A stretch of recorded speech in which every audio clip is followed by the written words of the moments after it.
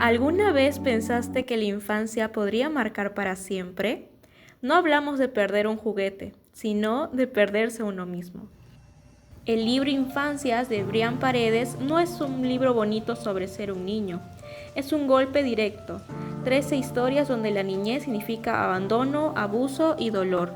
En este proyecto partimos de nuestra reseña para visibilizar la realidad dolorosa que viven muchas infancias marginadas, mostrando cómo el abuso, la muerte y la indiferencia contribuyen a la deshumanización de los más vulnerables. Y en esta obra no solo narra escenas duras, también cuestiona una sociedad que ha naturalizado la violencia y la indiferencia, mostrando que la deshumanización comienza cuando el sufrimiento de los más vulnerables se vuelve paisaje cotidiano. Porque si los adultos ignoran el dolor de los niños, ¿quién queda para protegerlos del mundo que los hiere?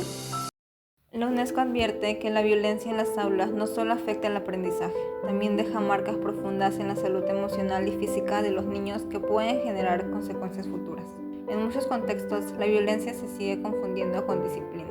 Se castiga por su bien, y lo grave es que los adultos ejercen su autoridad convencidos de que actúan para bien del niño sin cuestionarse el daño que provocan. Las reglas corrigen a los estudiantes. No hay nada de malo en eso. El dolor se queda en la memoria y siempre regresa cuando los alumnos están por cometer alguna falta. Perdura. Paradójicamente, tiene razón en una cosa. El dolor sí se queda en la memoria, pero no como guía, sino como trauma. Esta escena revela una normalización en el uso de la violencia como método educativo y revela la indiferencia por parte de los profesores a sus alumnos en entornos escolares que marcan de por vida. ¿Cómo es posible que una sociedad que presume proteger a la niñez permita que los niños enfrenten el dolor, la muerte y la pérdida en la soledad?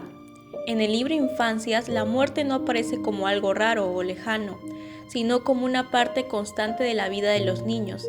A lo largo de los relatos vemos cómo pierden a personas importantes, a sus mascotas o incluso parte de sí mismos, y tienen que enfrentarlos solos, sin que ningún adulto los abrace, los escuche o siquiera les pregunte cómo se sienten. Lo más doloroso no es solo la pérdida, sino la indiferencia que lo rodea. Nadie les explica nada, nadie se queda a su lado para ayudarles a entender lo que están viviendo. Es como si el dolor infantil no importara, como si los niños tuvieran que entender la muerte por su cuenta, obligados a seguir adelante sin consuelo. Esta situación los obliga a madurar antes de tiempo, y eso es lo más injusto, porque los niños no deberían acostumbrarse al sufrimiento, no deberían aprender a vivir con el vacío tan temprano, pero en la sociedad que muestra el libro lo hacen, no porque quieran, sino porque no tienen otra opción. Brian Paredes relata una infancia dura, marcada por abandono y abuso, con una voz íntima y personal. En un relato ambientado en el mercado central de Trujillo, un niño enfrenta trabajo infantil y violencia, reflejando una realidad social ignorada. Este contexto no es aislado. Según UNICEF 2022, millones de niños en América Latina trabajan desde pequeños, en condiciones informales y sin supervisión, lo que aumenta su riesgo de abuso.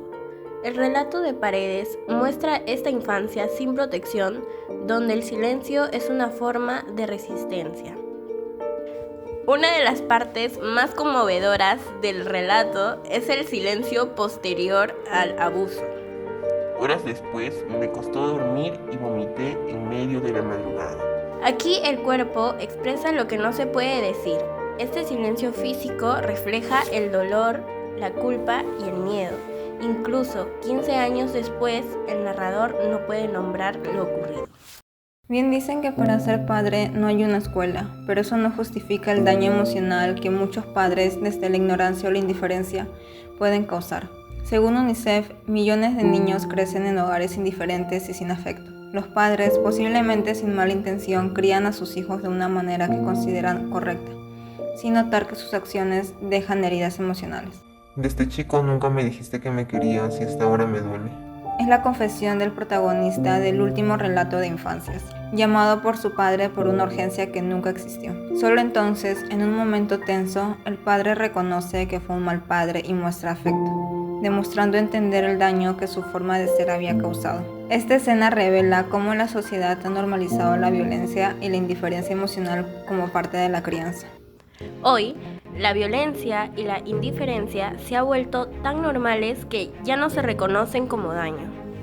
Por eso, exhortamos a no mirar hacia otro lado y a asumir una postura crítica y comprometida con la protección de la infancia, porque la indiferencia también es una forma de violencia. Y si no somos capaces de ver el sufrimiento en la infancia, ¿cómo esperamos construir un futuro más humano? Por eso decidimos ir más allá de la reflexión. Presentamos nuestra propuesta: diseñar un centro de ayuda llamado Refugios Memoria, con el objetivo de brindar apoyo a los niños de víctimas de violencia, abandono o trauma o espacio seguro, emocionalmente reparador y libre de juicios, donde puedan reconstruir su identidad, sanar sus heridas y recuperar su derecho de ser amados, escuchados y protegidos. Con aulas de confianza, donde enseñar no es castigar y aprender no implica tener miedo. Rincones de duelo, donde el dolor no se esconde y la pérdida encuentra consuelo. Refugios de protección, para niños que han sido silenciados, para que puedan volver a jugar, hablar y vivir. Salas de reconexión familiar, donde lo que nunca se dijo por fin puede escucharse.